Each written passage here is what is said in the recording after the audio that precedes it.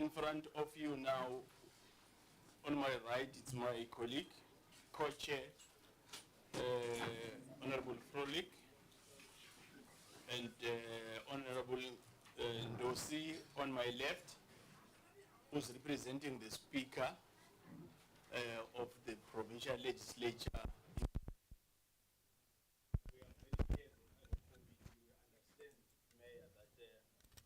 All the spheres of government, they are distinctive in nature, they are interrelated, and they are interdependent.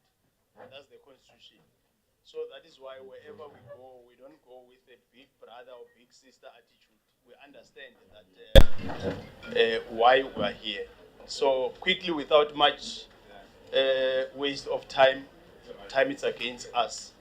We want to spend much time on the ground as we agreed. Mayor, we are an ad hoc committee that has been established by Parliament, the National Assembly, NA, and the National Council of Provinces. After the floods in KZN, Eastern Cape, and part of Northwest, decided to establish an ad hoc committee that will come and do an assessment and see whether all these things that are promised to be done by all these spheres of government, especially national, are being done at the local level, because people on the ground, they don't care whether it's national or local or provincial. They just want to see them being assisted.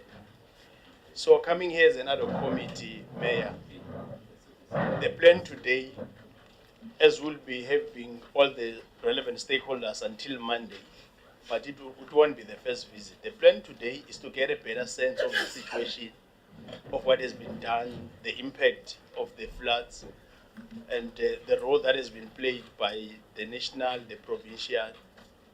Then the last issue that is key, it's for you to assist us to have a better sense of issues that are still outstanding, that are serious challenges. But as a committee, as this other committee, we'll be on the ground to get to that situation. So we thought that instead of us just being all over in your municipality without coming together and having a better sense of the situation,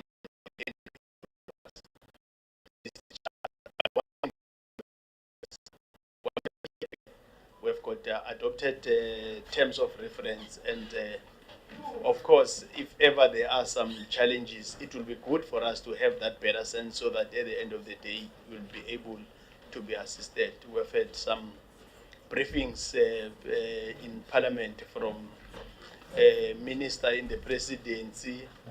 The AG has already done that part, and of course, the Minister of Court.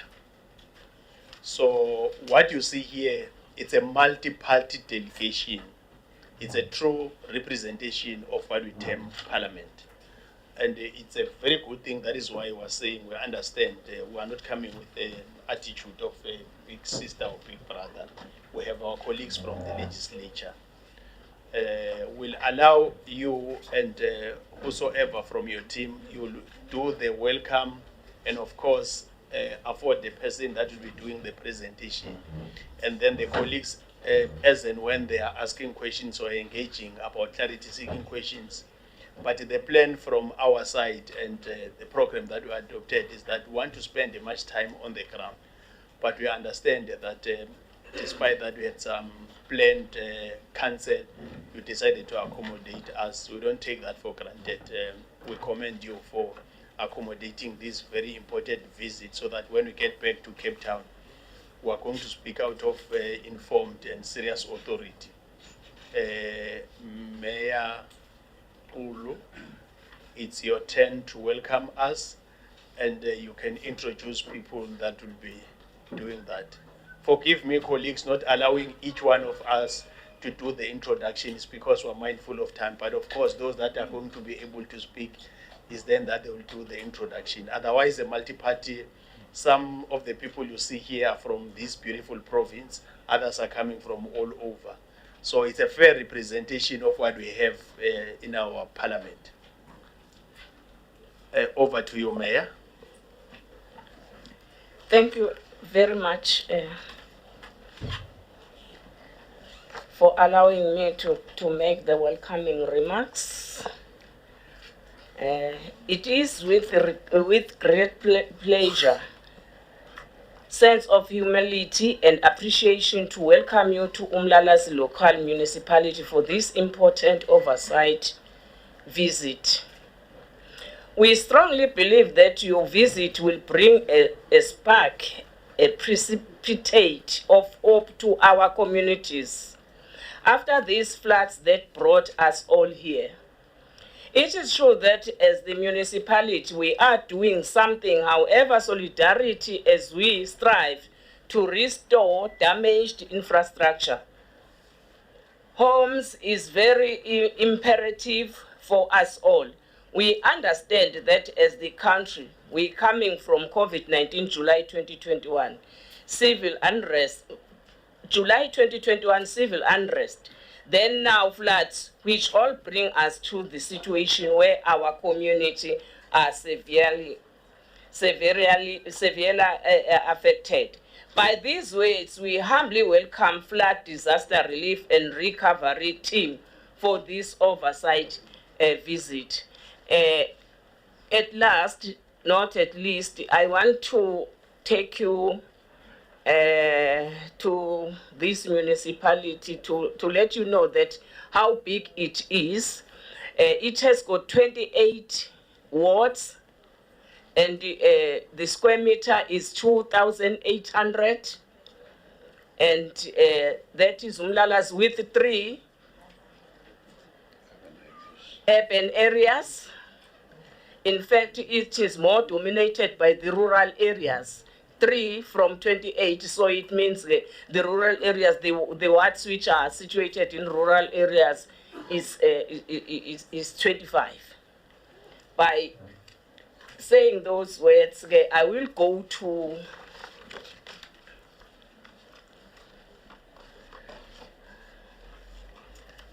brief you about the damages that occurred by these floods. In terms of road infrastructure damages, water causeway damages, stormwater pipelines damage, road bed layers washed away. The road infrastructure damages are estimated to cost over 52 million. The Department of Human Settlement, DHS officials visited the affected families to verify and approve those who are in need of temporary shelters. 114 households have been approved for temporary shelters. The implementing agent contractor has already begun to construct 30 units in Ward 1. And in Ward 5, they already began to construct 2 households. The assessment and verification conducted by the municipal officials together with Human Settlement Department officials are ongoing. 209 families have been verified by DHS thus far. Assessment is completed, but 2 families who are beneficiaries of temporary residential units, TRUS, have been profiled for the purpose of this exercise in Ward 1, which I think we are going to visit Ward 1. The Director Community Services Department, if there are questions and clarities, will help me. I thank you. Thank you, Mayor. Additions from administration or council about issues that you think before my colleagues can engage the presentation by the mayor that you think you want to bring to our attention so that we can consider those issues. And of course, we'll be visiting those areas as correctly explained by the mayor. Some additions out of you'll do your introduction. I'm sorry because I don't know. You'll do your introduction, then you'll make your addition. You are recognized. Thank you, Honorable Chair. My name is Raymond Mgone, the Municipal Manager of Umlala's municipality. So I think, Honorable Chair, may I start by observing the protocol? So because I might not be able to recognize everyone. Maybe of what Honorable Mayor has just said, Honorable Chair, the following for the benefit of the committee. So there were about 27 wards that were affected, where some houses were collapsed and some were washed away by those heavy rains. So within our municipality, we had only one fatality, so which occurred in Ward 19. This was the result of drowning, Honorable Chair. But on top of those, so there were the ones that came from our area, but incidents did not happen within our area of jurisdiction. It happened in Devon. So there were about 7 of those families that came from our area, but they did not perish within our municipality, but they perished in Devon because of some other reasons as to why they were there in Devon. I've also tried to enumerate per ward how were they affected. Okay, Ward 2, for example, there were 2 deceased, so those passed away in Devon, but they came from our area. In Ward 5, also 2, and also incident happened in Devon.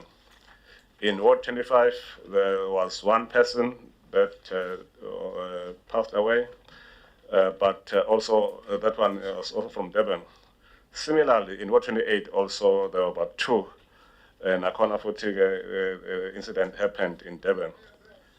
In Ward 19 is the only place where that incident happened here in Umlala's, in the area called Mtunzini Olbuche. So in total, so we've got about 8. We have tried, unfortunately, it's not in color mine, we've tried to show the extent of damage. So I won't cover what Honorable Mayor has just said. As she had indicated, currently, through local assessments that we've done, but we're still continuing with assessment. So the extent of damage for the road infrastructure currently is standing at about 52 million or so. I think I won't cover what Honorable Mayor has just covered in terms of families that have been profiled, and also families that have been approved, and those the ones that are still awaiting for the approval, Honorable Chair.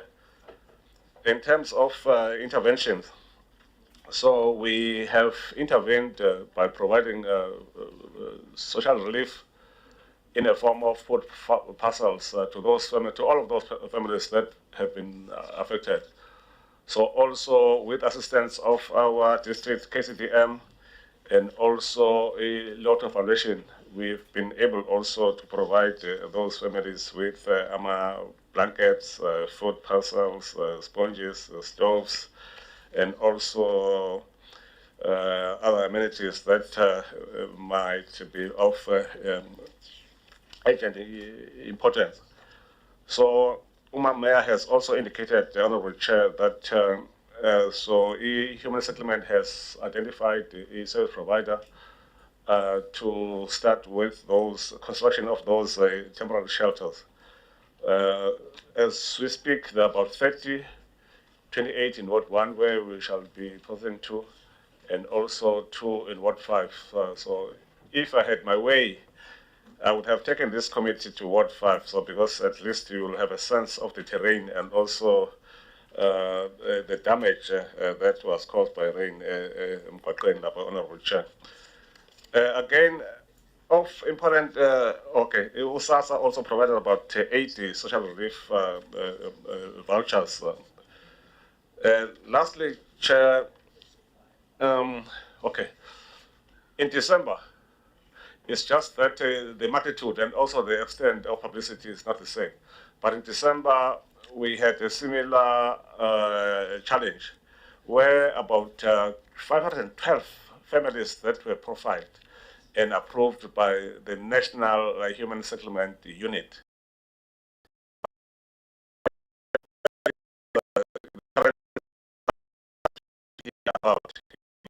So it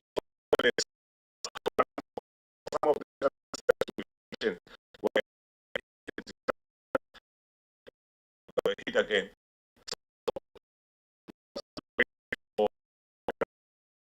To provide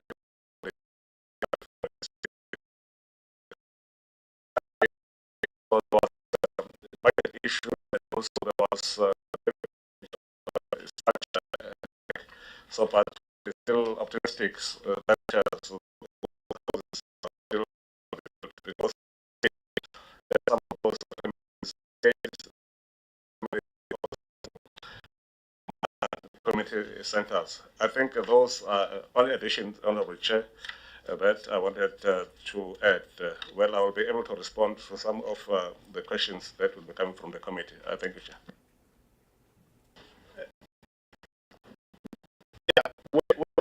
Try to explain our expectations from the issues outstanding, whether local municipality or from the provincial, national level. Here,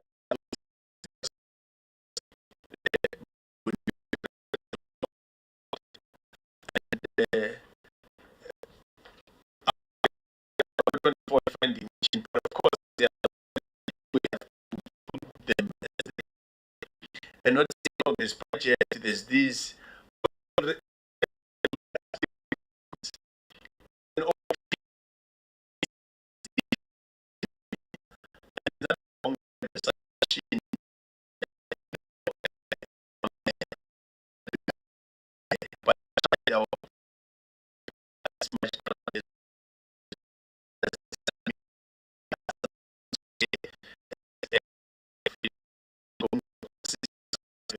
The possibility, of course, in terms of time.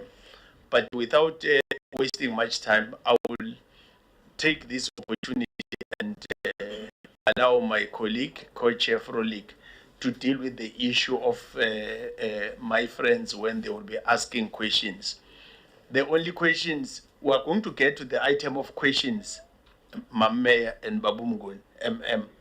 If you are done with everything, it's enough to explain to us, because we don't want to deprive Mameya that probably it was not given ample time to clarify, because in the absence of information, sometimes perception becomes a need. But in this case, we are lucky because we still have some days around, and even today will be on the ground. Not unless there is any other besides what has been explained to us. If we are fine, allow me to take this opportunity. Whilst I'm giving to my co-chair, you can prepare yourself, colleagues, to start raising your hand so that we can engage what we have here before we can go to the ground. My co-chair, Frolik. Thank you, Honourable Nyambe, and good morning to everyone. Good morning, Your Worship, the Mayor, and also the councillors and municipal officials who are here. I just want to emphasize the point that the Honourable Nyambe has made. We are not here with a list to say that you haven't done this and you haven't done that, because the municipality is the one that is on the ground and know exactly what, firstly, the need is. You understand the extent of the damage that has been caused by a natural disaster. It's not a man-made disaster, it's a natural disaster. And we're going to have more of this in future. It's not going to get better. There will be more. The frequency thereof will increase. You know how the people are affected by this natural disaster, and you have done certain things. It's here in the document, right? We will go out to the different areas to go and see, amongst other, what has been done, look at the quality of the work that has been done, but more importantly, you also understand what is the need What is the further need? What is needed more to be done? Extensive damage, yes, has been done to road infrastructure and also to the different human settlement patterns that exist in the area. So we want you to share that information with us. And even if you don't have all that information in your presentation here, you can still make a submission. The way the committee will work is to firstly ask now questions of clarity after the presentation, and then we will go and do a physical oversight visit, and then thereafter we will have a discussion amongst ourselves between what has been said, what is being done, and also what the perceived needs of our people are. We're doing this so that we can see to it that government meets its commitment to the people in terms of the relief that needs to be provided to the area, and to support from the different spheres of government, the municipality and municipalities in KwaZulu-Natal broadly that has been affected. So please feel free to share any information with us, because that will empower us also in terms of the findings and the recommendations that we must make to Parliament. Are there any questions of clarity? I'm going to give you a number, right? I'm going to give you a number. Just clear, no speeches, please. I'm going to stop you if you want to make a speech. Number one. Number two, oh, I'll come back that side. Number one. Number two, Masheikh, I'll come back to you. Number three, number four, I'll come back to you as well. And then I'll ask number five, just behind you. Number five, the member of the NCOP from the Northwest. So in that order, please. Just questions of clarity, please. Thank you, Chair. In the presentation of the municipality, they have indicated that they have 8 deceased as a result of the disaster. So I would like to check with the municipality, is there any assistance offered to those families? And then number 2, Chair, they also indicated that they have conducted. I'm Honorable Dikeledi Direko. I'm a member of the ad hoc committee. The second one, Chair, is that they have indicated that they have conducted assessment to 23 wards. So I would like to check with them, as they were doing the assessment, what are the key contributing factors on the disaster? Is it a natural disaster or infrastructure-related challenges that resulted to this disaster? And the third one, Chair, can we also get a breakdown of the procurement that has already been done in this disaster as to who are the beneficiaries, what is it that they have done? And then the last one, Chair, in most cases, when you look at what they have done, it shows that the number of the families that have been affected by this disaster is higher than the number of the people that have already been given a support. And sometimes the support that is given by municipality can divide the community. So in terms of the food that has been, food parcels and mattresses that have been distributed, was there any criteria that they used to issue those donation, or it was done randomly? So because sometimes when you go, the community may complain to say, this one was given, I was not given. Thank you, Chair. Thank you. Number 2. Thank you very much. Chair, it's Bongiwe Mpengokigaba from the National Assembly. Chair, I've got only 3 issues to raise. One is, out of the support, which is social relief, are there donations that the municipality has received that are coming from any other stakeholder that is not government to support the families? The second issue is with regards to the families that have been affected.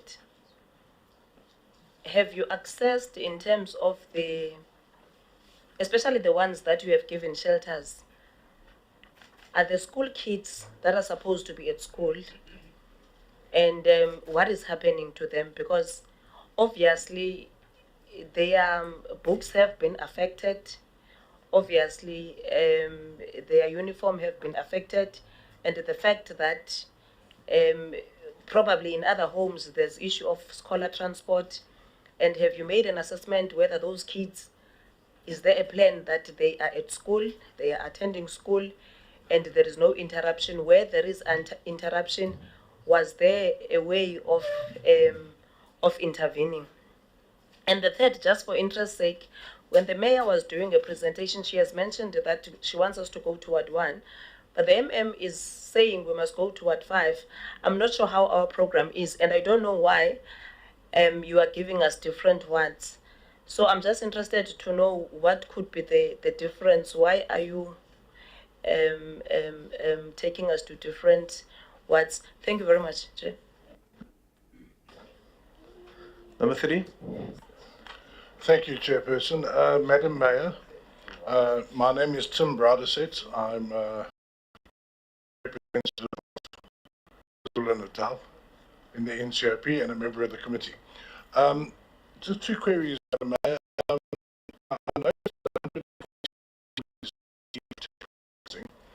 could you just on how many have been assisted? I see pictures here of the temporary housing units, but how many are still outstanding? So a deeper dive into the cause is obviously we're in KZN. We all know we used to heavy rainfall in our province, but this was cataclysmic rainfall that really caused massive damage. What is your sense of the topography of the area, and what can be done to avoid similar damage in the future? Do we need to dig canals? Do we need to create better stormwater reticulation services in the district or in the area to help the water flow away from human settlements and not right through them? If you could just give us a sense of your impressions on that, I think that could help the committee make recommendations going forward. Thank you. Thank you, Chairperson. My name is Tlengiwe Mkhalipi. Ngewala KwaZulu-Natal, mhlambe funa ngikhuluma isiZulu ngoba ngisekhaya. Ngaze ngiluma ulimi. Chair, this colleague here is very disruptive. This one behind me. Since we started the meeting. This one, Chair. And now let us pay attention, and please, your cell phones must be on silent, and do not disrupt the speaker or the people around you so that we can follow the proceedings. We want to get out of here as soon as possible so that we can go and see what is happening. Please continue, Honorable Mkhalipi. Thank you very much, Chair. You'll be strong because I want to speak my language. We're in KZN. Firstly, I want to ask from the table there, according to the program, I thought that the mayor is going to do the introduction and will come in. But according to the program, we must receive a presentation from KZN COGTA. The chair there who came to representing the speaker is the chair of COGTA in KZN. So I was happy when I see her there to say that, okay, we're going to receive that report. But now she's representing the speaker. That is the first clarity that I'll require from the table. Also, the presentation from the Department of Human Settlement according to the program. If there are changes on the program, Chair, I'm just checking that one. But nevertheless, because the presentation has been made by the speaker and addition by the MM, now I'm very interested to get a clarity, because according to this presentation, 3,371 people were affected, and only 114 families are in need of temporal housing. Okay, if we get a clarity between the two, affected vis-a-vis temporal housing. And also, Chair, I just need a plan, a long-term plan, because this temporal housing is not going to assist our people going forward. So temporal, what is the time frame, and what is the plan of the municipality to provide proper housing for the people? That is one. I can see on the presentation as well, Chair, that SASSA have provided 80 food parcels. My understanding is that anyone who's affected, when you are affected, according to the number given here, 3,371, but when it comes to SASSA intervention, only 80. So can we get a clarity to that regard as well? So the last question, which is very, very, very crucial, I think all colleagues will concur with me. Since we deal with the issue of floods, which is a very painful that happened in KZN, kusenento ethi kunabantu abangakatholakali at all. So I just want to check, because when I peruse the presentation here, I don't think that we have such people. So I'm just checking, do you have people who are still missing? If you do, what is the plan? Because as we are sitting here, I was showing my national chairperson, I'm still receiving calls from people who have their people who are still missing from April floods. So if you do have such people, please can you share with us, because we are still going to meet other municipalities. So we need also to get that proper answer from you, and also to have a way forward. As the chair said, you are not here sizoniqulisa amacala, sifuna solution here, because sikhuluma ngabantu abafelwe, abantu abalahlekelwe izihlobo zabo, and so on and so on. All of us were here to find a solution to this flood, which is a pandemic. Thank you, Chair. Thank you. Number 5. Thank you, Honourable Chair. My name is Fani Retoy. I'm representing the NCOP from the Northwest Province. Chair, I would like to know if we can be provided with information with regards to the communication structures between the National Disaster Centre and the local municipalities, because the presentations that was presented in the last 2 weeks couldn't necessarily give that clarity. If we could just be informed how that works, and how often does the National Disaster Centre engage with the local municipalities to get real-time feedback as to the current situation on the ground. And then in the presentation that we received from the Auditor General, they mentioned that they are doing real-time audits. So I want to know, how often do you send financial information through to the Auditor General, or do they visit the province on this side to obtain such information? And what is the procedure with regards to that? And last question, Chair, with regards to the service providers that are appointed, does the municipality, either local or district, have any say in that? And who does the vetting for those service providers? Thank you, Chair. Thank you very much. We have 15 questions. Some of them are overlapping with one another. And I will give an opportunity to the Office of the Mayor, and possibly also then supported by the Municipal Manager, to respond to these questions that you are able to respond to.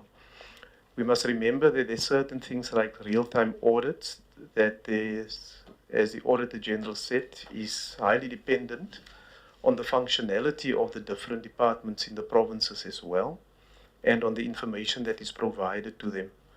But we will have a discussion as a committee outside of this forum on it. I don't think that the municipality at this stage will be in a position to deal with the issue of real-time audits. We want to hear from the province as well, because they should be coordinating that. Over to you, Your Worship.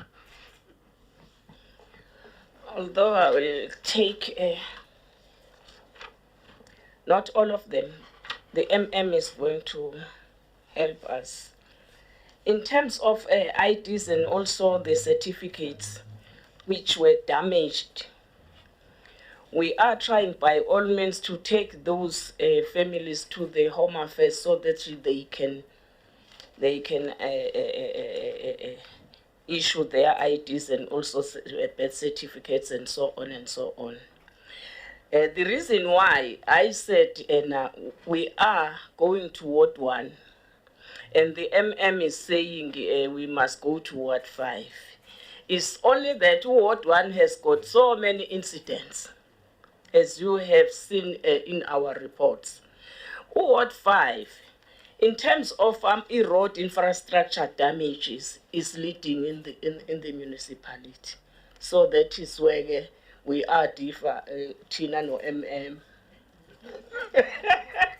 It's not only that we do not have that same information. Ucabanga kwethu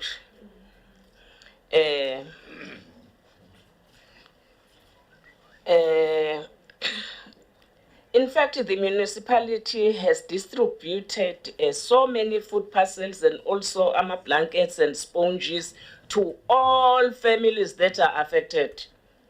That one I can assure you. No one is left out. the school kids. The MM is going to answer that one, but I know that we are doing something if there are still school children in that particular homestead. The DSD, they did distribute a social relief to our family, to the families, although it is not enough. As you have seen the figures there for of our food parcels is only 80, since we do have so many homesteads which are damaged. And also, we do get help from the district. Even the district is coming on board to distribute food hampers, blankets. Yeah. And also they do visit those homesteads within the district. Umfowethu la ukhuluma in fact abantu bethu is not easy to tell them you must not build your house here, and it's not easy to implement the issues of ispluma in our rural areas. Firstly, we must, I don't know whether we have to have meetings with the traditional leaders, because the into is gonna start there. If the traditional leaders are not on board, we will not see this pluma implemented in the rural areas. So it means that there is still a lot to be done.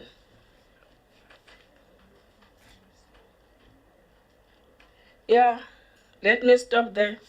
There are some departments, they must come in. Okay, thank you. Thank you. Okay, now. Thank you. Thank you, Mayor.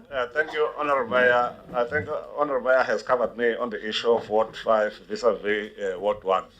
So on the issue of Ward 1, as she has correctly put it, that I was talking more on the terrain and also of the area. Not to say that Ward 1 is not that affected as Ward 5 is.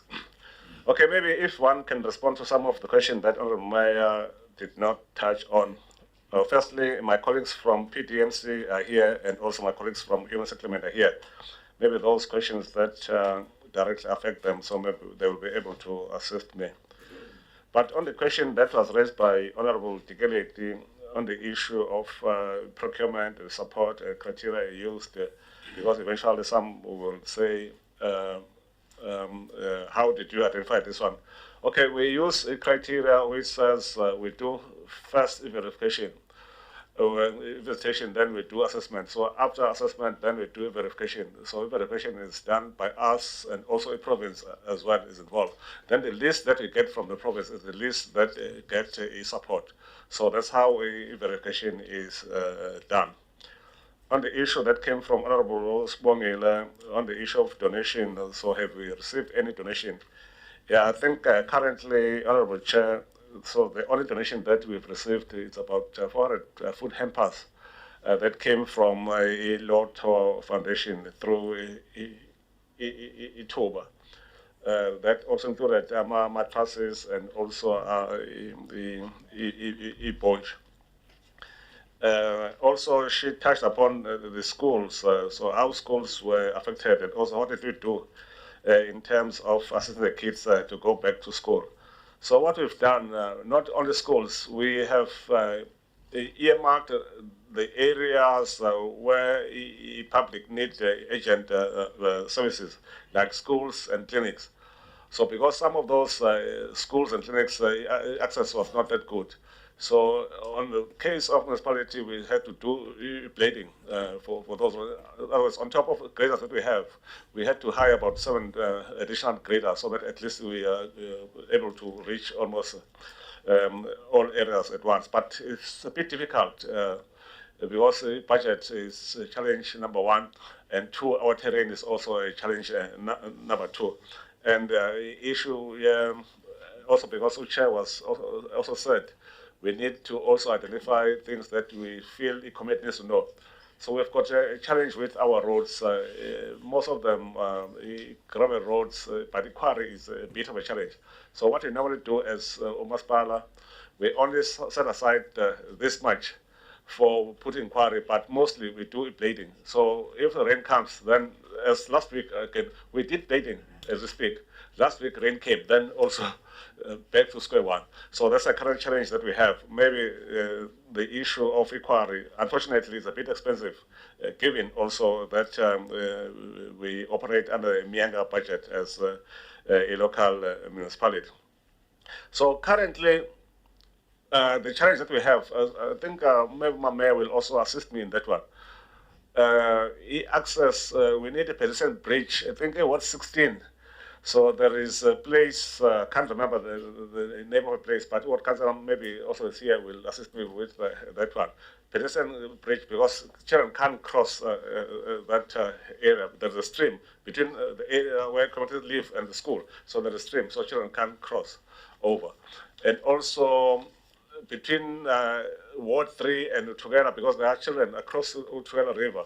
So that also attend those schools in those areas. Also there, so we need about pedestrian bridge. So there was an undertaking then that so those bridges will be built, but to date, so that has not come to fruition. But like I say, my issue of budget is everybody's challenge. I think Honorable Tim, I think that also covers what Honorable Tim also was asking. Honorable Sengiwe, on the issue of, it's true, Honorable Sengiwe, the issue of temporary houses is not a permanent solution. But unfortunately, that's what we can afford for now. And also, I want to believe that what human settlement, given the economic challenges that we have as a country, so that human settlement can provide for now. But the biggest challenge with these also temporary shelters as well, which is when we were doing this second profiling, as I had indicated that in December, we had a similar incident where 512 households were identified.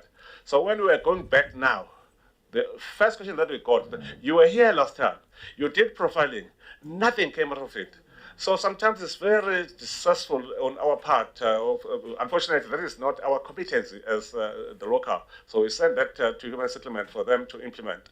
So sometimes it's very, very difficult to explain, and people see government as government.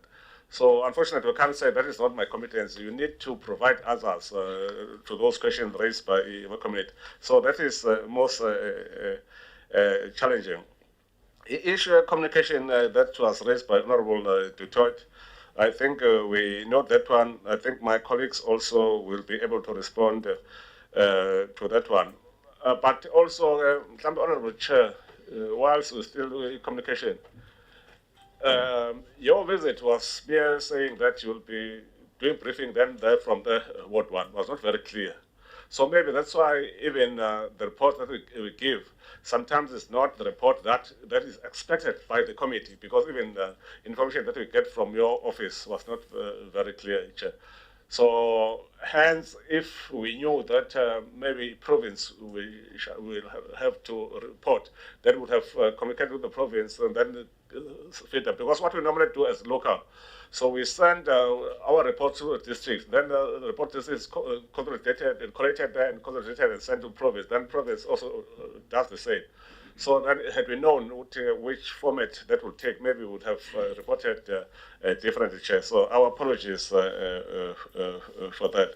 But with your permission, Chair, because Honorable Upeng, I'm not so sure whether Upeng is honorable, but it's not that honorable. My colleague Upeng, through your chair, Mas and I say something, and also PDMC, I saw a colleague also from PDMC. Oh, yeah. So if they can say something that affects them, because PDMC, that's where we feed information from my district, Chair. Thank you. Okay, can you add to what was said by the municipal manager? Very briefly. I saw the hand at the back.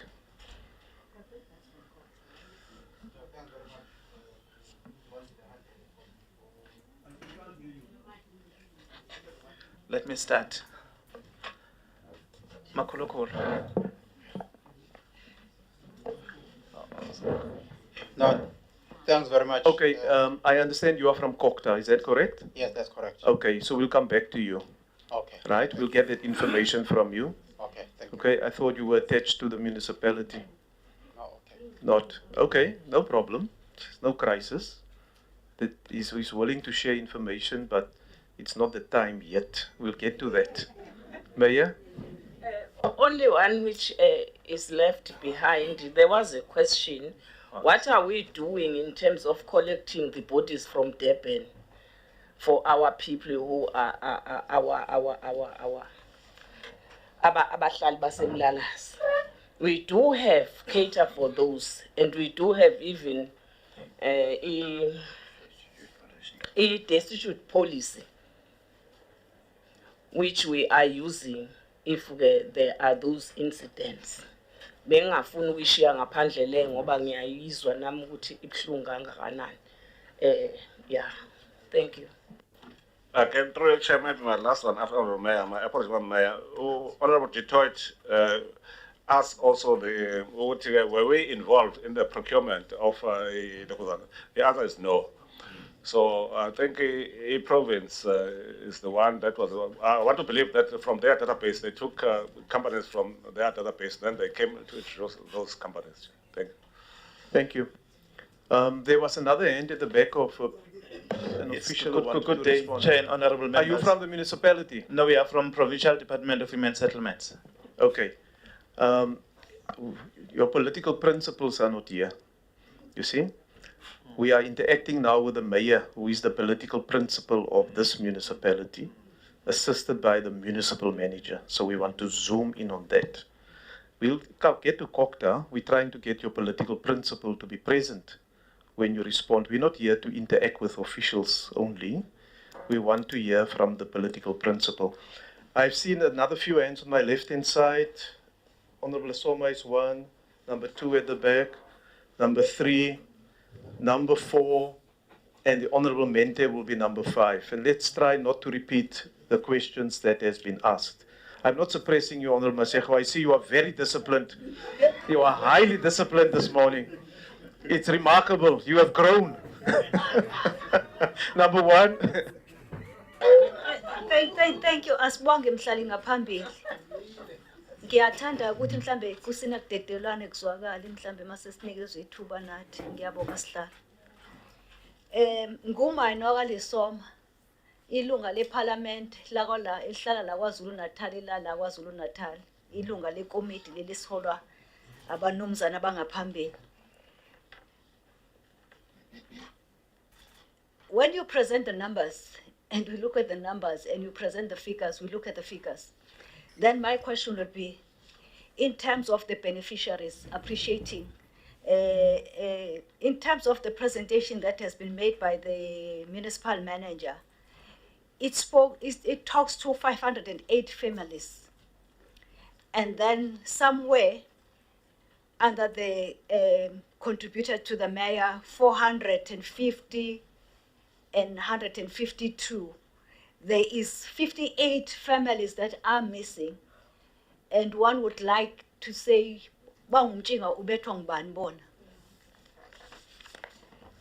two, Chair, in terms of the presentation, which we really appreciate, but you can't monitor and measure the performance when there are very gray milestones. The short term, the medium term, the long term. Notwithstanding that you are not briefed in terms of what is expected of you, but you are zooming to that. You are talking about the 52 million, and one would highly appreciate technically what informs the 52 million. Have you done a proper assessment informed by what? Secondly, which is the third one, Chair, is the temporary houses where we've located our community members. Are we sure that the landscape or the land, the greenfield that we have given them, it's feasible or humanly possible for people to stay there for a longer time, because the other turnaround of government following due processes might take longer. If another rains like the May one happens, what will happen to that land? Is it going to stand the test of time or what? The profiling one of communities haven't been done and completed, and when is going to be completed? Thank you very much. Thank you very much, Honorable Chairperson Igama Ufikile Wakamasiko. I'm a member of the National Assembly, and I'm also like Usis Maina, coming from the province of KwaZulu-Natal. I'm going to be very short for sake of time, and that most of the questions have been answered. I would, Honorable Chair, request to do a follow-up on the question of the relations of the National Disaster Center in relation to the municipality. I don't think that that question has been answered. And for me, it's important to check on whether the municipality has established their own disaster management center and its functionality in terms of response and coordination, because we do understand that we had or experienced the first storms in April, and in terms of the preparations for the second one. And that speaks to the question that was asked in relation to the communication between the national disaster, the province disaster center, as well as the municipality. I was quite worried, but I was also covered by the MM when he spoke about there being no information in relation to the report that we required. The report was quite silent on the damage to infrastructure like schools, hospitals, and as well as clinics. So I was very worried about that nothing is said about how many schools have been affected, and are those schools in terms of accessibility now open, and has everything been organized so that the school children are able to reach schools safely, because we still hear that in some municipalities they are still crossing the rivers through makeshift boats. So do we have that situation? You know, I heard yesterday that some boat capsized in Umlazi River. So are we having, with school children, about 7 or 8 of them, their school books were damaged, bags damaged. So now, if the report is silent on that, we will go home or back to Parliament with an understanding that everything is fine in this municipality as it relates to schools, hospitals, you know, as well as clinics. So in terms of that, how are we? Maybe, Chairperson, because of the vagueness of the report, maybe let us give an opportunity for the report to be resent, so that when we are debriefing, we get the entire picture of what is happening. It also then speaks to issues of areas. Do we still have areas that are not accessible through, you know, road as well as bridges and all of that? We need to get, did speak about that. I think with the rest, colleagues have covered me. Honorable Chair, thank you very much. Thank you. Number 3. Thank you very much, Honorable Chair. My name is Mandla Khai, a member of the National Council of Provinces, representing the province of the Eastern Cape.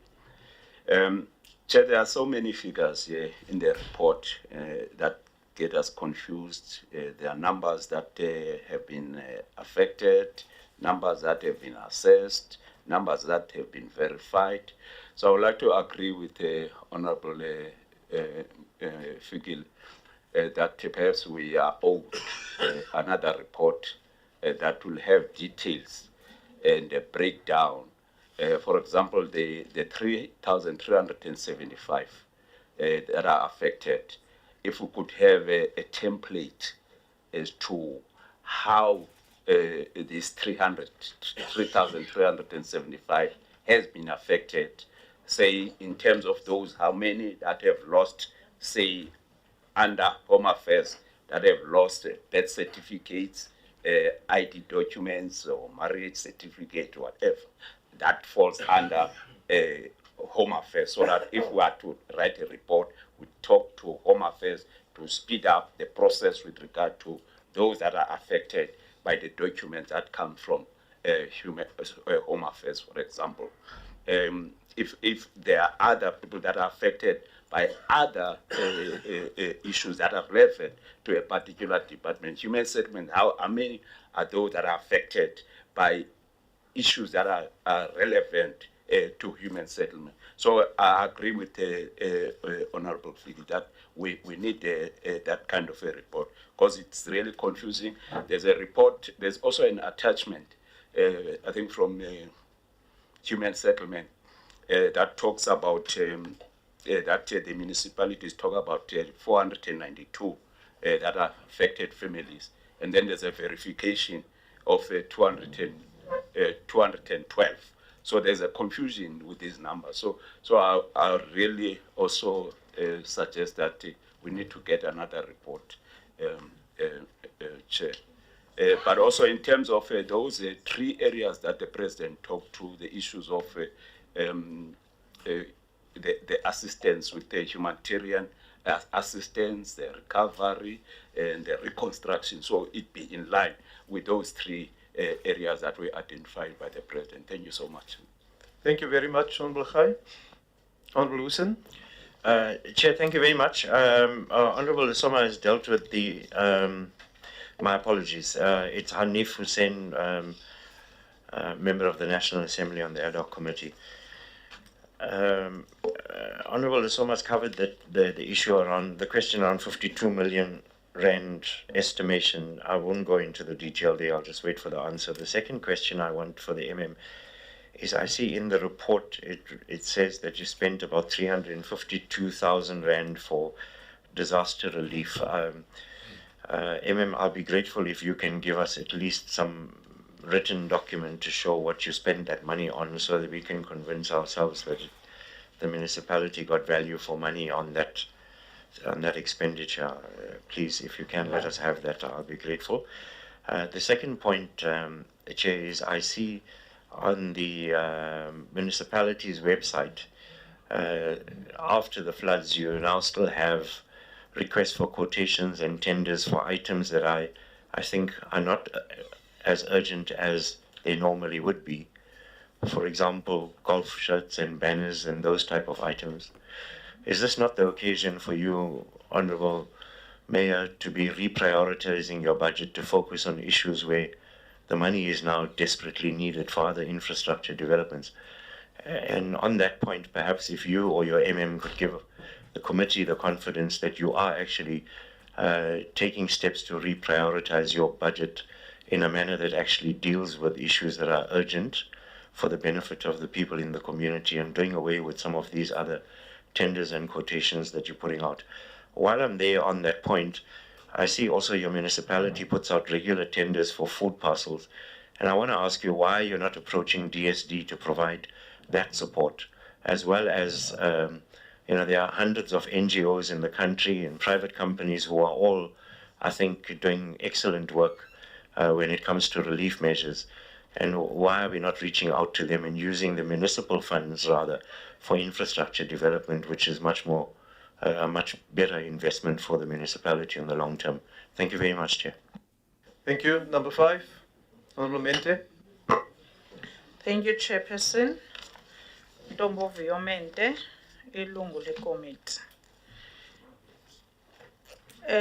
Chair, I just want to go back to the question of the provision of shelter and the assessment thereof. And I want to understand, they are mentioning 27 wards that are affected, and only 114 require homes. I want to understand the prioritization tool and what informs it. Or if the number that they are giving us is the only households that their structures were affected. Or is it in the entire 27 wards, every household was affected and disrupted by the disaster?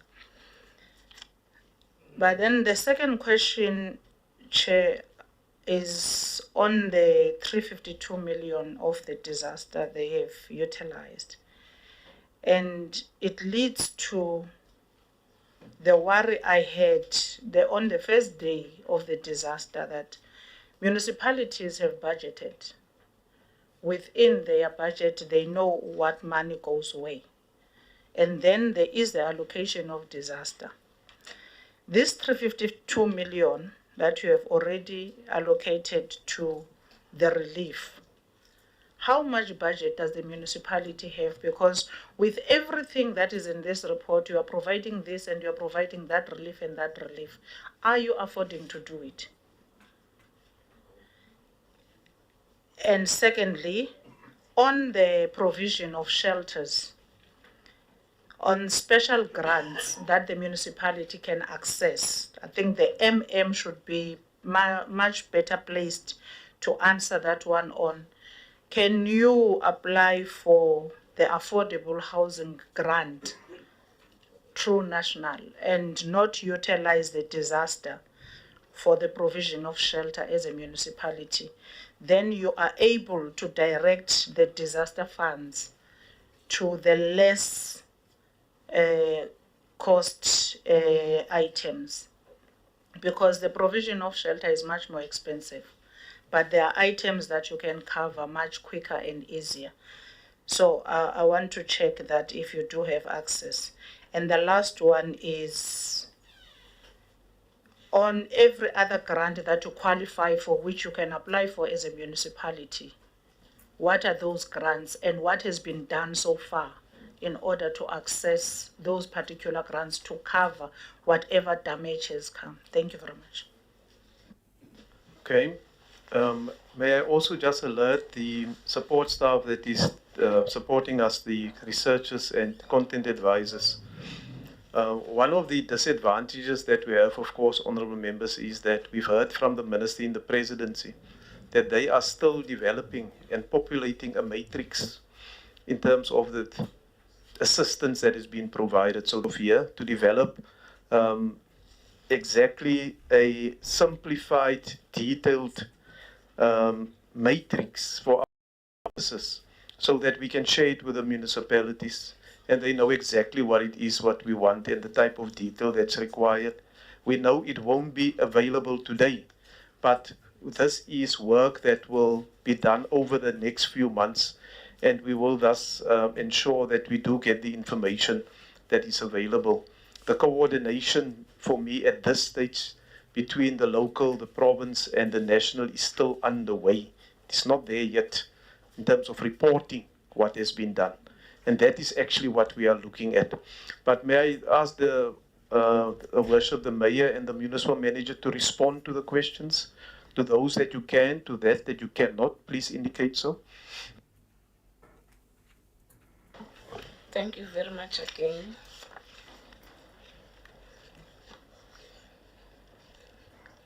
I will answer the question which is talking to the issues of figures of the households that are damaged and intervention by the municipality.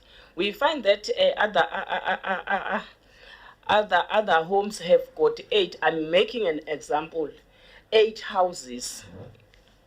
Then only two which are damaged, maybe is the roof or is the side one.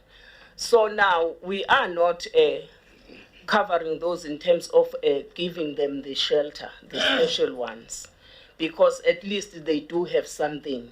There are those who have got 2 houses and all of them fell down. So that is where we are getting into to give them the shelter.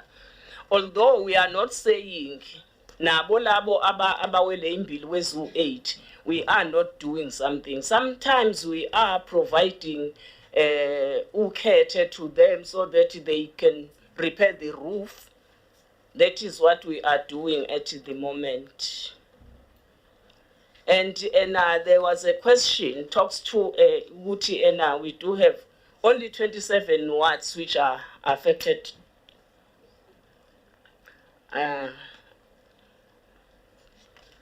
Others are not affected, as I've been alluded to. We do have 28 wards, especially those which are in urban areas are not affected.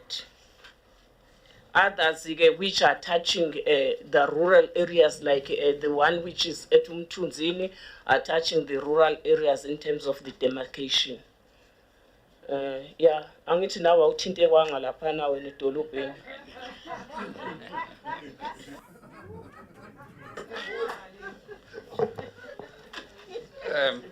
Thank you, Honourable Chair. If I may come in, my name is Stan Larkin. I'm the chairperson of MPAC of Mlalazi Municipality.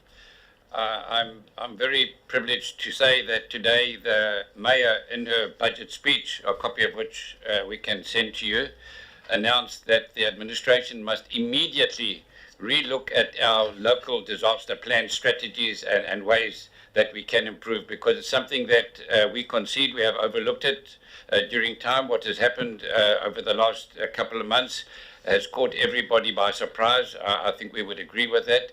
So the Mayor did mention that in her speech today. Chair, we have at least 10 housing projects. One of the honourable colleagues raised that. We have at least 10 housing projects of different sizes. Some range from 212 houses up to 1,000 houses, up to as many as 2,600 houses, that areas that we have prioritized. In Ward 11, 7, 12, 28, 15, 19, and 20. So we have at least 10 housing projects for this small grade 3 municipality that we are implementing, and I think we really need to be complimented for that. Obviously, we're working in close cooperation with DOHS, but we're already making, as in every project, there are challenges along the way, but on the ground and on paper, that's what we are doing. Chair, my honourable colleague here raised a question on the topography of the area. As you will probably see when you go out towards Ntumeni, we are an area of some 2,600 square kilometers, 28 wards, and very mountainous. And I think what perhaps would help, the honourable member suggested canals. We do have a canal in the Nkwaleni area leading off the Pobana Dam, formerly known as the Khudetro Dam. And that does, to an extent, alleviate flooding in that low-lying area. It's predominantly a farming area. But I don't think canals, with respect to the honourable colleague, would work in other areas. What would perhaps work, and we've been putting this idea forward from the district for many, many years, that we need a dam on the Tugela River, which traverses our municipality through KwaTukuza, Mapumula, Stang, in those areas. And by having a dam there, it could feed a host of towns, municipalities, and rural areas. And likewise, I don't have all the names of the rivers, but perhaps on the Matukulu here at King and Clover, the Mvuzane, and other areas, building of dams, I think would, to an extent, alleviate some of the flooding that has occurred. We also do make use, Honourable Chair, of OSS housing, and we've been very successful with that, with the DOHS, and building houses in different wards. I'm speaking under correction, but I think of late we had about 6 or 7 wards that received some 20 houses each. So it's incumbent upon the ward councillor, when needs such as this arise, if there's no other assistance forthcoming from wherever it may come from, whether it's the district, the provincial, the local, or national government, it's incumbent upon the local councillor to bring these matters up at the OSS meetings where all government departments are expected to be. And I think we've also, as a municipality, been very successful in achieving those goals. Chair, also today in the speech of the Mayor, we only have a budget of 226 million of equitable share, a very, very small amount. If it wasn't for the grant funding that we received from the different spheres of government, we would never be able to operate. Of 226 million, we have 130 odd million that goes to the administration of this municipality. That's almost 60%. And the balance we've got to try and allocate to different things. The Mayor alluded to earlier on that we have a community support program, a very small amount of 1.1 million. We have the destitute relief program for families that are unable to bury their loved ones in special circumstances, which gets verified by the municipal manager, the speaker, and the ward councillor. We have a very small amount in disaster management of 900,000 rand, and you can imagine 900,000 in a square kilometer of 206. It's just absolutely unacceptable. But as I said earlier on, the Mayor did in her speech today emphasize to administration we have to relook at our disaster management plan, and perhaps with our adjustment budget that will be done in January, February, we certainly have to allocate more funding towards that, because you said yourself, Honourable Chair, that we can expect more of this type of incidents going forward, unfortunately. Chair, the school children, from my position as NPAC, I haven't had any complaints from the schools, hospitals or clinics. We have the Shawi Hospital here, we have the Catherine Booth, and we have a number of clinics in various areas, and we haven't been advised of any serious damage here that's affected patients and their well-being. But we had a meeting, Chair, with DOT, all the Amakosi were invited, and other different stakeholders, ZCCI, which is Zululand Chamber of Commerce and Industries, were invited, and the aspect of roads did come up, and it received a lot of attention because our two bus companies, Umlalazi Bus Company and the KZN Metro Group of Mr. Manguru in Durban, they are finding it difficult to access the roads to the schools because a lot of the schools travel by bus. So that's been a big problem. But DOT has come on board, and we have come on board. And also in the Mayor's speech today, she allocated an amount of 4 million for rural roads, plus 10 million for what we call combo. The municipal manager alluded earlier on that we really do grading, and it's not the answer. So we are trying as best we can from our small budget to do what we call combo, to rather not grade the roads but put on gravel and assist in that regard. So, Chair, I hope my bit of information gleaned here will assist your committee. Thank you for the opportunity. No, thank you, Councillor. The Municipal Manager. Thank you, Honourable Chair. I think Honourable Mayor and Honourable Impact Chair have covered me on some of the issues that were raised by honourable members. Maybe on the issue that was raised, the issue especially by Honourable Ufigile. So where she was talking about the relationship between national, provincial, and local disaster center. Yes, there is a good working relationship between those three spheres. So it all depends the magnitude of disaster, because if it's a small disaster, that is localized, and if it's a district disaster, then etc. So in our case, we do have a disaster center, so which also deals with the local disasters. Obviously, as I've indicated, if it's bigger than what we can afford as local, then we cascade that to other spheres of government, including our own district. Again, Honourable Manza, the issue of reports, inconsistent in the reports. Maybe, honourable members, what we need to understand, all of us sitting here, that so these are living documents. So we report on daily basis. Therefore, at a time when perhaps the report by Honourable Bengu was given, so there was new information subsequent to that came. So obviously, figures will differ. So that's why I appeal to the committee. Maybe let us not dwell that much on the figures. Also, I need to clarify, 512 that was referring to, 512 that was referring to was the incidents that happened in December.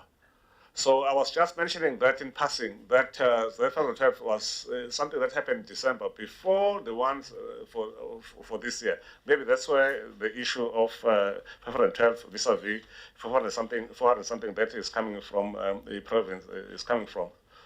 Also on the issue of 352, I think Honourable Mante also mentioned the issue of 352. 352 million. It's not 352, maybe it could be the typo error. So 352,000, Honourable Mentor. That was used for air relief. There is no way that we can use 352 because 352 million is far above our budget in terms of own funding. Issue of a website, maybe one will have to revisit that one, because as far as I know, we haven't approved any codes to procure banners and also to procure t-shirts. In fact, using a cost containment measure, so t-shirts and these banners, so we no longer procure that one. But I appreciate if that's what he has observed in our website. I shall have to go and check and verify from our website as to what happened. Also, it's true, the issue of representation, that's what we did as the council. We had to rechannel some other funds from other votes so as to assist the issue of a disaster. So that, but of course, it's not sufficient that it can maybe satisfy everyone, but that's what we've done as this. We also appreciate, I think Honorable Mentor also issue of affordable housing grant and also other grants that could be utilized so that we can augment what we currently budget as the council. So I think we'll explore those possibilities of maybe sourcing those houses. I'm grateful here because my friend Ubeng is here. Maybe he will be able to assist me in terms of how to access those grants and also how to apply for those grants. I think those are only questions that I feel maybe Honorable Mayor and Honorable Baba Ulakan could not cover, Chair. I thank you. Chair, I'm sorry to interrupt Thank you. but Yes. But can I please respectfully request the MM to just give us some straight answers? Honorable Lasoma asked a very important question about the 52 million. Can we get an explanation for that? I also asked for a breakdown for the 352,000 that was spent. Can you please give us that information? I also asked what is the reprioritization for us to just say, yes, we have done it. We just want the detail. And I'm sure his office has got that detail that can give it to us. Thank you. Honorable Lasoma? Sir, I think we're asking questions to the people that make government tick, and they must rise to that occasion. When you give me a figure, you must tell me what informs the figure. When you give me a plan, you must tell me this lake will start here and end here, and this one, and so forth and so forth. Engineering, technical planning, also you know it. The matrix, you know it. So I'll appreciate that we get that one. So what Honorable Hussein is saying in terms of, we're not honorable, we know that, we're just VCMs, volunteers, but we need to be respected. We want to follow the issues and assist them. Honorable Soma, thank you. You've made your point. Thank you. While the municipal manager is number crunching all those things, I'm going to take the last round of hands now, honorable members, okay? And we're going to end it there, and we'll have an approach to get the outstanding information from the municipality. Number one, Mashehu, it's covered. You covered? Okay. 1, 2, 3, 4, 5, and the Honorable Schlengo will nicely bring all of it together for us. In that order, please. Thank you very much, Honorable Chair. My name is China Dodovu. I'm a member of the NCOP. I'm from the Northwest Province. Chair, I'm going to raise a number of issues and I'm a bit worried. And maybe the municipality will assist me in respect of filling up my worry. Firstly, Chair, I think this report is incomplete. It lacks so much details in order for us to get a picture about what happened and how the municipality is really dealing with the situation itself. As I listened to the responses, part of it is that we didn't receive a proper mandate in terms of what is expected of us. We have not updated our figures. We do not have a disaster plan. And for me, these are concerning issues that I think we've got to penetrate and and sufficiently deal with these particular issues. Now, Chairperson, we all know that this is a disaster that has called for not only a national attention, but an international attention. We are worried. That is why Parliament has set up this joint committee to come and really get to the bottom of all of these issues. Now, says to us, he can't give us all the statistics. He can't give us all the details. We must not focus on that. I don't really understand that, because that is what the gist of what we're expecting from this particular thing. Now, Chair, in terms of the Section 29 of the MFMA, when you have emergencies or disasters of this nature, unforeseen, a municipality shifts funds and ensure that it addresses the problems, not only from the provincial or national government, from the budget of the 260 that this municipality has got. How much funds have you shifted in order to address this emergency, to also contribute and help in the amelioration of this particular problem? That is the first question. Now, the chairperson of is the mayor. The mayor says as well, we do not have spluma. For me, it's very worrisome. We do not have spluma. What does it mean? Because we all know that part of the problem is because the houses were not properly built, and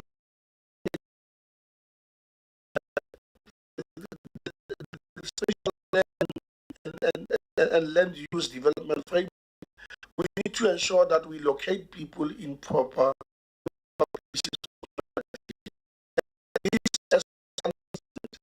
If we can, or maybe the third time, how ready is the municipality to ensure that when it relocates people, it will relocate them in proper places, good for human habitation? For me, these are important questions that I think we need to get off. Lastly, Chairperson, for example, there were about 508 families assessed, about 405 families were affected, but only 8 were supported in respect of the social relief. What about others? What are processes in place to ensure that we help those particular families? And lastly, Chair, for example, 52 million rand was incurred in terms of the damages, but we were not told about the role of the Department of Public Works to assist in terms of repairing the infrastructure. We are not told about the role of the Department of Roads to ensure that we address the issues of roads in this particular instance. And for me, this information is lacking. We needed to be given this information, and I'm sure we reported quite earlier that we will be here, and we expected the municipality to provide us with the proper information so that we understand in precision how we move in this particular process forward, so that we are able to account and report in Parliament about what we have observed and what is it that can be done to improve the situation. I could say a lot, Chairperson, but Thank you. I'm okay. Thanks. Number 2. No. There's number 2. Thank you very much. In the presentation, you refer to a district MEC champion. Who is that district MEC champion? There's no name to that. I'd also like to know what interactions or assistance have been provided by the KZN COGTA MEC, and what dates have those interactions or assistance been provided, if any? What relationship or assistance has been in place with the Provincial Disaster Management Centre? What interactions took place, and what dates have those taken place on? With respect to the TRUs, I'd like to know how have those been approved, what process were those taken through approval, and what legislation did those approval take place? Then with respect to the presentation by the district municipality, who is the political principal from the district municipality that should be here for this? Because this has been put on the table, and I don't know what is the purpose of this if there's no discussion in this as well. So I just need to be guided, Chair, as to what is the purpose of this and who's leading this part. Thanks. A direct response, colleagues, will remember that we took a decision that we don't want to set a wrong precedent. If we're dealing with a department or a municipality, if the political principle is not in, we're very clear about the approach. That is why tomorrow we'll have the Premier, and probably some of the concern will be raised when engaging the Premier about some of the issues. So, to answer you direct, if we don't have the political principle, I don't think it's desirable for us to engage about it, because that is why we're happy now. We've got her worship, the mayor, and leading the MM and the council. That's what we want to see wherever we go. Number 3. Thank you, Chairperson. My name is Lisa Mangu, Member of Parliament and a member of this ad hoc committee in good standing.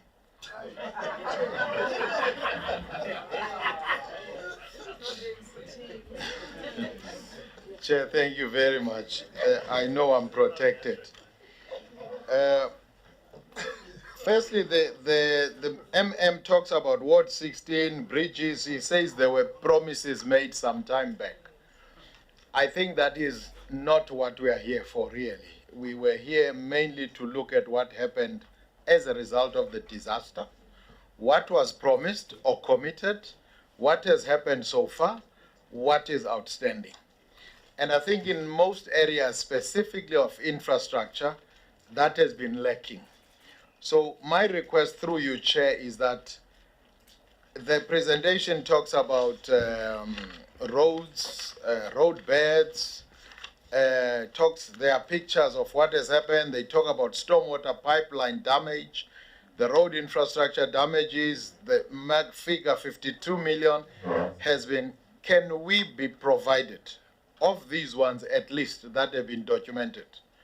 What has been either promised, either by the province or by national, what has happened so far, and what is outstanding in that very simple format. That will assist us. Thank you very much, Chair. Thank you. Number 4. Thank you, Chair. My name is Voyo Zungula. I'm also a member of this committee in good standing. Chair, for me, I think on the issue of the bereaved people from the municipality, I just need to find out if there's any communication and collaboration with eThekwini municipality to avoid the municipality paying for something whereas eThekwini has already paid for. The second question is very simple. Are they receiving enough support from provincial and national governments, and what exactly do they need from those governments? Thank you. Thank you. Number 5. Number 5. Okay. Even though I know who's number 5, but I'll accommodate you. Number 5? Yes. Yes, number 5. Okay, thank you. Thank you very much, Chair. My name is Mavis Mdluli, the PR councillor in Mlalazi municipality. Yeah, I think, have I done something wrong? No, councillor, not unless you want to respond. No, I want to contribute. In what way? I need to have a contribution. You want to ask questions? No. I just wanted to make a contribution of something that I've just recovered. I don't know whether I was gonna.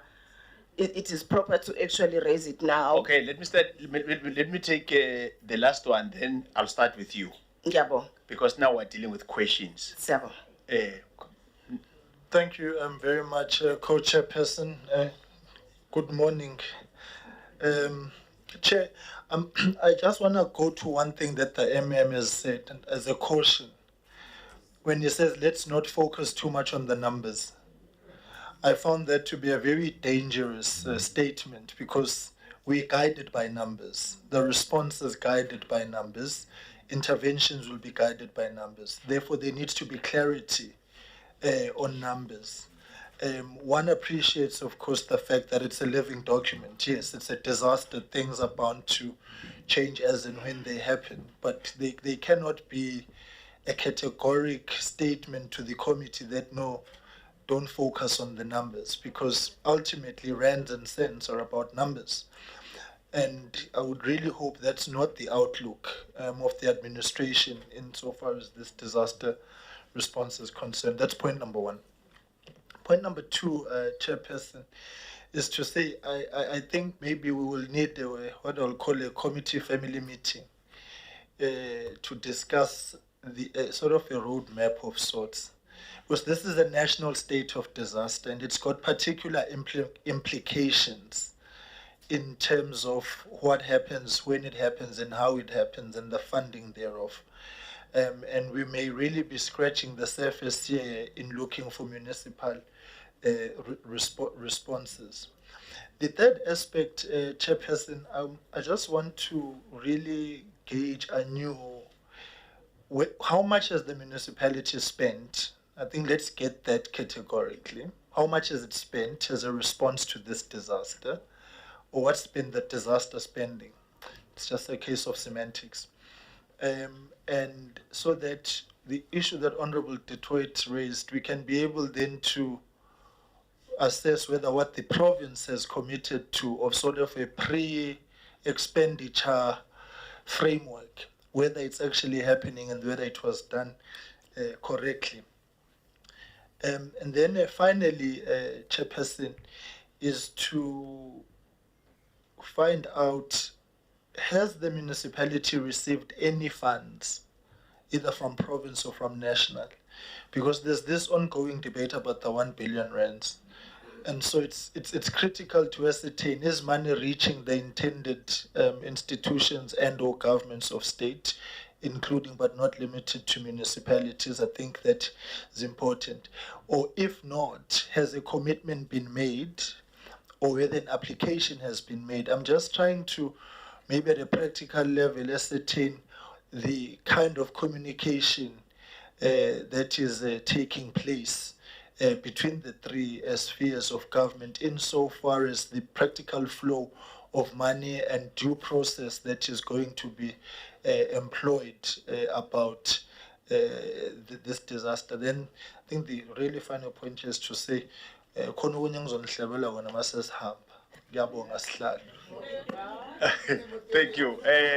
Let me allow the PR councillor to make the contribution. Thank you very much, Chair. I'm sorry for what I've done. We're dealing with disasters and disasters continue to happen. I'm sorry about that. In fact, I felt that if I don't mention this one, I will be disadvantaging the community of Ward 19 at Etafeni. To be specific, it's near Highway Store, where I discovered that there's a crash there which is badly damaged by the floods. So, in fact, I haven't, to actually clarify, I haven't communicated that with the municipality because I only discovered yesterday. I was still going to report, as we do have a process of reporting these disasters.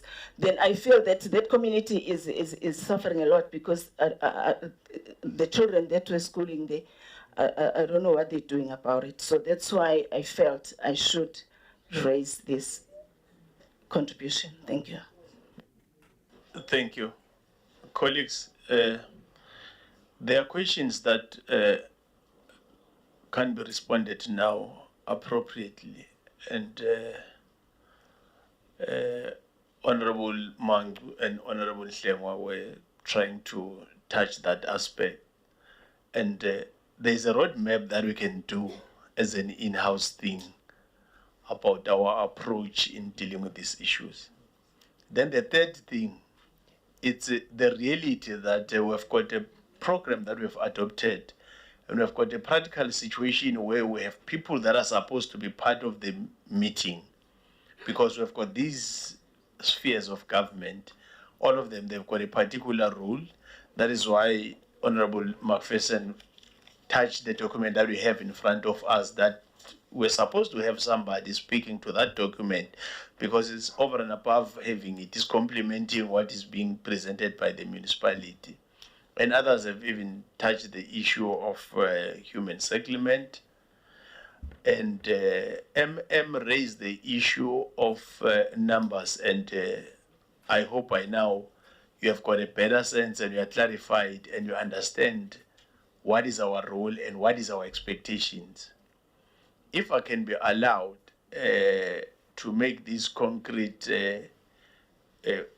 way forward that is assisting, after the questions that have been asked and the engagement, we have got a better sense of what we are expecting, and we'll be having our own deliberations as this ad hoc committee. And you can compile a detailed presentation dealing with all issues raised by honorable members that will assist us, so that when we come with clear recommendations, Mayor, it's not only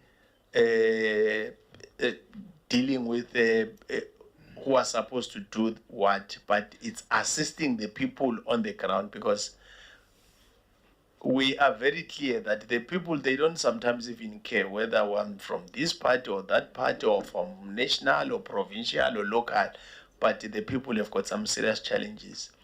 And Honorable Kikaba was even touching the issue of the poor learners that are frustrated.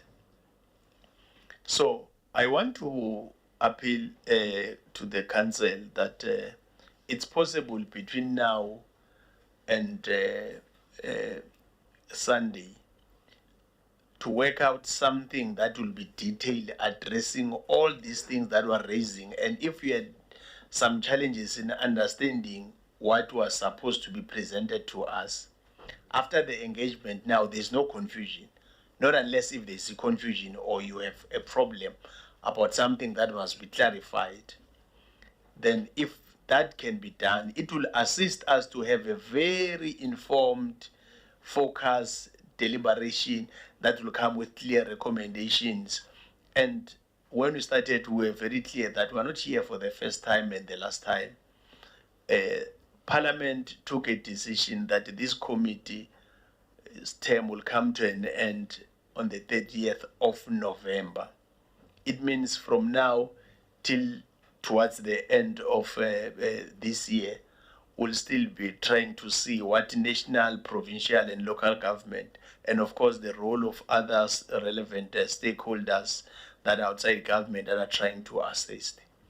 Not unless out of what I'm trying to do as a way forward, because time is against us in terms of getting to the ground, and we agree that we want to have much ground that we can cover.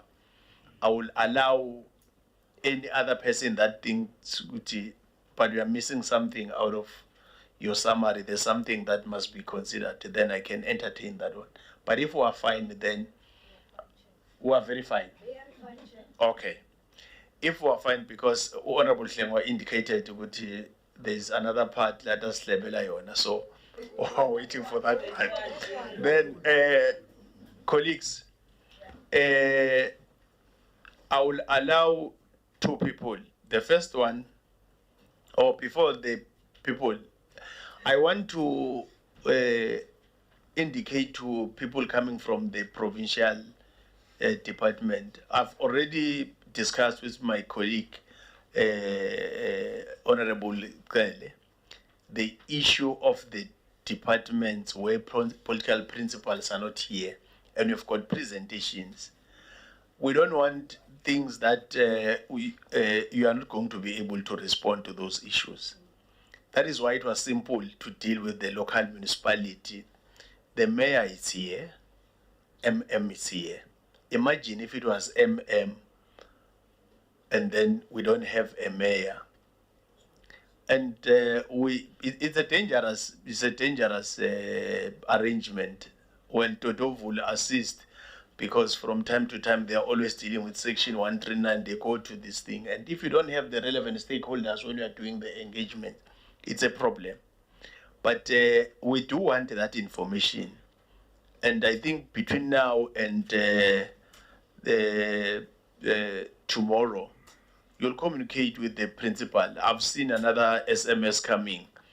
The indication is that it's a confusion when you get an SMS that will say, I'm not aware, but you have officials that are here. What a contradiction. Because the SMS, once it's saying, I'm not aware, then who's sending the officials to come here? Who sanctioned what will be presented to us? So we don't want just to tick a box to say we had the presentation and only to find that it's not going to serve the purpose that we want. I will allow two people. The first one, it's a mayor, your parting shots, and then from there, my colleague, co-chair Frolik, will deal with the logistics from now, whether it's going to be that 30 or whatever break before the next project, accommodating lunch, or we go straight to the next one. But Mayor, in doing your concluding remarks, and if ever there are things that you feel that you still want to clarify, there are other issues, if there are confusion. When we are done with this meeting, you can still engage so that you can clarify, so that once you prepare something, we assist each other. We are very clear that we're dealing with a disaster. We're not on a fault-finding machine, and we're not here to undermine. We're clear about the role of all these spheres of government. There's no confusion. But I'll allow Mayor. After that, it will be my colleague. Then from there, it will be our next stop will be the next site that we'll be visiting. Her Worship, the Mayor. Hey, yeah, she's in. Thank you very much, and I want to conclude saying we are agreed that we are going back to reprioritize, because we see that in our focus now, we have to focus on the issue of the disaster. So, we go back and reprioritize. Secondly, I will advise that the committee must have lunch before going to our wards, because are very far from town. Are you inviting us to lunch? I don't know about the lunch, but I'm saying it's better for you to have something to eat before going out. And if mina bengafisa ukuthi chair, if we can split ourselves, others going to Ward 5, others going to Ward 1, maybe that one is going to help. Thank you. Angisho ukuthi ke noma niyalandelana nje nonke niyendaweni eyodwa. It's nenza njalo.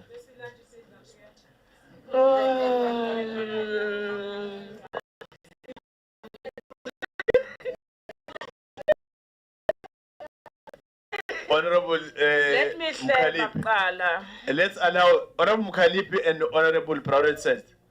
Let's allow our motherly advice about our lunch. Don't disturb that process, please.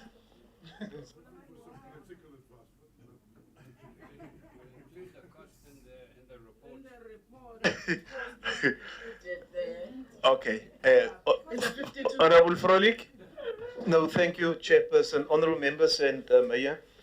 You know, I'm the type of person who will say if you must reprioritize, the first thing you must reprioritize is lunch. and get rid of lunch. Get rid of it. You know, no, honorable members, I think we are now a little bit more aware of the type of challenges that we are going to encounter, not only in KwaZulu-Natal, but also in the Eastern Cape and to some extent in the Northwest. Now, why I'm saying that? And thank you for the interaction that we could have had with you. And we understand the fiscal strain that is also on the different municipalities.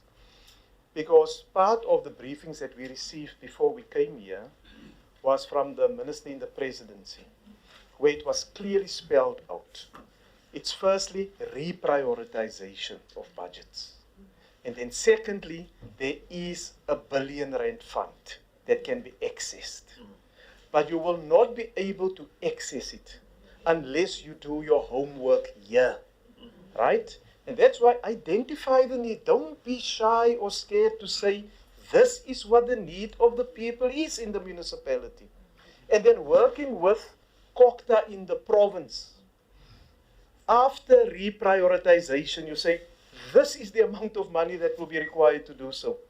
And with that, all the necessary safeguards can be put in place in terms of procurement, supply chain management, and all those things, so that you can then access the funds through the province from the National Treasury.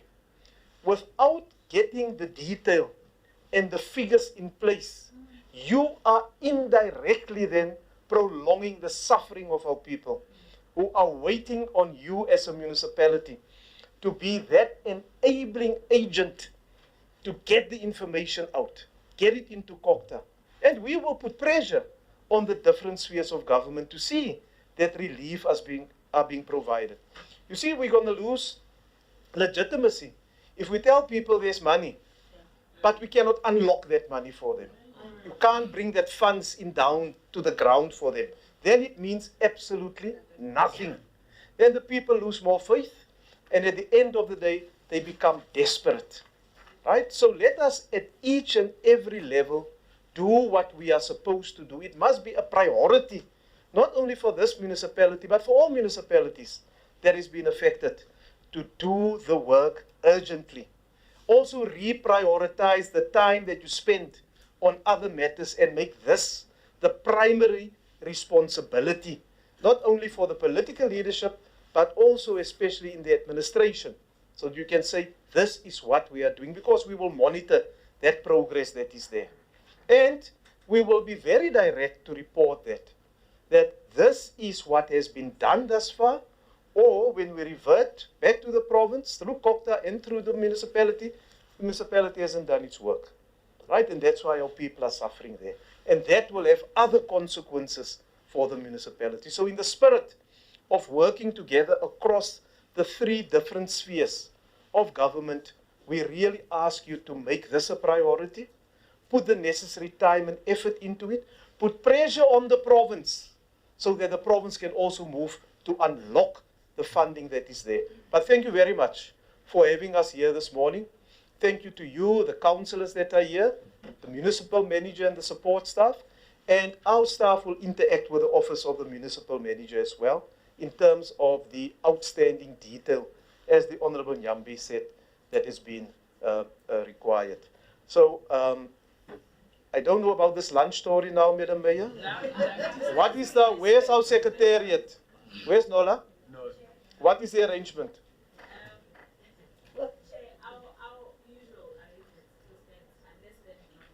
Switch on your mic.